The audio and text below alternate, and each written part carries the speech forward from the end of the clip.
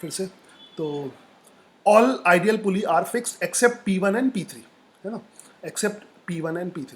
तो P1 move कर रही है और P3 मूव कर रही है, ठीक है। P4 और P2 फिक्स है, वो अब दिख के लग गया होगा, है ना, क्वेश्चन में करेक्शन हो गया। Now so first thing, M1 को मैं DX1 मूव कराता हूँ, बहुत ध्यान से, अगेन ध्यान से सुनो। M1 को मैं DX1 मूव कराता हूँ, तो ये वाला पुली के सेंटर से कनेक्टेड है, तो इसका सेंटर भी DX1 मूव करेगा,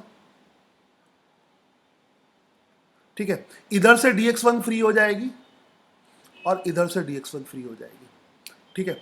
और स्ट्रिंग की, ब्लू वाली स्ट्रिंग की लेंथ में डिक्रीजमेंट होगा, D for decreasement, and decreasement will be 2DX1,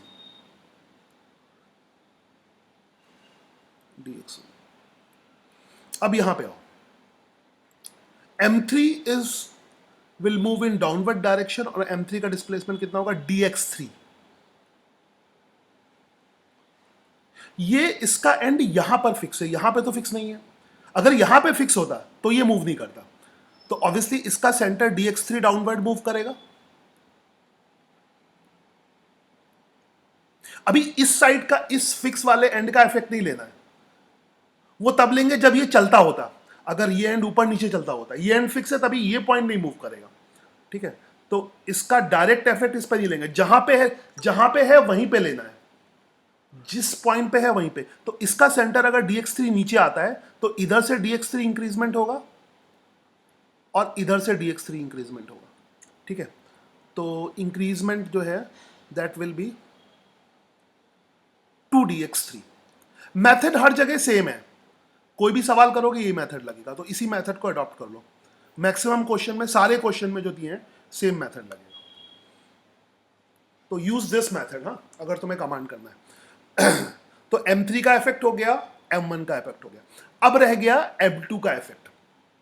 तो M2 तो सीधा सीधा है, M2 में तो कोई टेंशन नहीं है। M2 में just I will take my favourite colour, so M2 will move in downward direction by DX2 और इससे लेंथ इंक्रीज करेगी। अच्छा, कभी कभी क्वेश्चंस में ये प्रॉब्लम आएगी कि M1 इधर मूव कराए कि इधर मूव कराए, मगर इस क्वेश्चन में प्रॉब्लम नहीं है। इस क्वेश्चन में M1 इधर ही मूव करेगा, M3 इधर ही मूव करेगा, M2 इधर ही मूव करेगा। हाँ, M2 ऊपर नीचे जा सकता है, M2 के कुछ नहीं पता, M2 ऊपर भी जा सकता है और नीचे भी जा सकता है, तो वो कोई फर्क नहीं पड़ता, उससे कांस्टेंट रिलेशन में कोई फर्क नहीं पड़ता। प्लस माइनस का, जैसे सपोज करो M2 को तुमने ऊपर ले लिया, तो जब लॉज ऑफ मोशन की इक्वेशन लगाओगे तब भी ऊपर के लिए लगाओगे। अगर M2 को नीचे ले लिया तब लॉज ऑफ मोशन की इक्वेशन नीचे के लिए लगाओगे, नीचे मतलब डाउनवर्ड मूवमेंट के लिए लगाओगे। So if you consider M2, because M1 में तो कोई एम्बिगुअस सिचुएशन नहीं है, nothing confusion, M1 will move in forward direction, no confusion. Yes, M3 में है, it can move in upward direction और डाउनवर्ड डायरेक्शन, है ना। यहाँ पे ये पक्का नहीं, क्योंकि मास की वैल्यू पे डिपेंड करता है, तो कुछ भी ले लो, ऊपर भी ले सकते हो, नीचे भी ले सकते हो, है ना। मगर जैसे कम से कम अगर एक डिक्रीजमेंट जरूर जरूर, sorry, there should be emotional, there should be minimum 1 decrement. Obviously अगर स्ट्रिंग की लेंथ हर जगह से इंक्रीज करेगी तो डिक्रीज भी तो कहीं ना कहीं करेगी, तो एक डिक्रीजमेंट कर दो। अदरवाइज ये भी तरीका है कि अगर सबको इंक्रीजमेंट ले लेते हो तो सबका सम 0 हो जाएगा, तो एक ना एक डिक्रीजमेंट आ जाएगा। खैर, अभी ऐसी कोई कंफ्यूजन है नहीं। तो M2 is moving in downward direction, DX2 तो उससे भी इंक्रीज करेगा अगर डाउनवर्ड मूव कराता है, तो that will B DX2, that will be DX2. Now you can use for the blue string, that will be D decrease is equal to increase. Just try to use this one, and a decrease will be 2dx1, 2dx1, ठीक है, and it is equal to 2dx3 plus 2dx3 plus dx2. Okay, you got it. बस T से T से नहीं, dt से divide कर दो, you will get 2v1। तो एक स्टेप फालतू लिखने से फायदा नहीं, तुम लिख लेना, just divide all the term by dt, differential t। So you will get 2v1 is equal to, ठीक है, ओके, ना अब इस लगेगा, मगर आई प्रेफर कि पहले तुम बेसिक से करो, है ना, क्योंकि वर्चुअल वर्क मेथड का बेस नहीं है, बेस तो है, कहना बेस कहना चाहिए, बेस है, मगर वो डायरेक्टली बेसिक से कनेक्टेड नहीं है ना, वो इनडायरेक्ट मेथड है। सो वर्चुअल वर्क मेथड लगाने के लिए भी तुम्हें ब्लू स्ट्रिंग ही लेनी पड़ेगी, है ना, और ब्लू स्ट्रिंग को सेपरेट कर लेंगे, बाकी ये करेंगे कि ये कनेक्टेड नहीं है ना, उनका इफेक्ट लेंगे। तो जब वर्चुअल वर्क मेथड लगाओ तो just don't consider this one, उनका इफेक्ट कंसीडर करो मगर उसका टेंशन कंसीडर नहीं करना है, and just don't consider this one, है ना, उनका इफेक्ट कंसीडर करना है।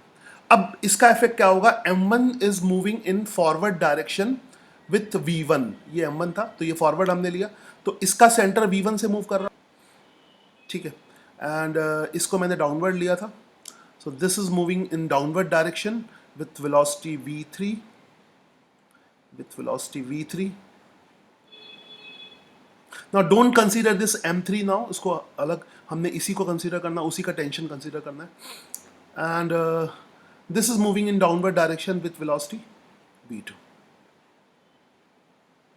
और टेंशन्स कैसे लेने हैं तो ध्यान से, तो मगर वर्चुअल वर्क मेथड को मैं बहुत ज़्यादा प्रेफर नहीं करता हूँ, पहले उससे करना, that is the basic method, पहले लेंथ कंजर्वेशन से, सॉरी, पहले लेंथ कंजर्वेशन से, that is more preferable, preferable, अंग्रेजी यहाँ भी just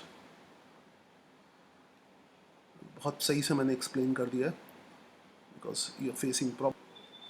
There are two tensions 2T, and this tension T, because P3 is moving, don't consider on block, क्योंकि block तो दूसरी वाली स्ट्रिंग से कनेक्टेड है, तो ऐसे लेना, तो बेसिक से करोगे फिर वर्चुअल वर्क से भी मजा आएगी, एंड दिस इज T। तो now let's apply the virtual work method, this is 2T into V1, 2T into V1, है ना, total tension is 2T and dot product of 2T and V1, because angle between tension and velocity is 0, ठीक है, then this is plus 2T into V1, and this will be 2T in upward direction and V3 is in downward direction, so minus 2T। कुछ लोगों को इसमें मज़ा आ रही होगी क्योंकि इसमें कुछ करना नहीं पड़ता, सीधे जो है, मगर फिर भी ध्यान रखना ये this is indirect method, and minus T into, so directly इस मेथड पे जंप मत करो शुरू के कुछ क्वेश्चन में, ठीक है, मैं तुम्हें इसलिए बता दे रहा हूँ, पता लगा किसी ने बताया कि इजी मेथड है, तुम इजी मेथड समझ के, तो बहुत इजी था, हमने फालतू में वो सीख लिया, नहीं, वो जो बड़ा वाला मेथड है वो बेसिक मेथड है, इसलिए मैं बता रहा हूँ। खैर, तो तुम्हें दिख गया होगा यहाँ से T कैंसिल हो जाएगा, है ना, तो इस मेथड से, so you will get the same thing, I think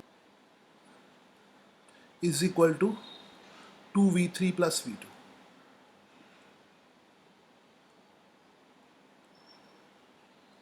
I hope you got it.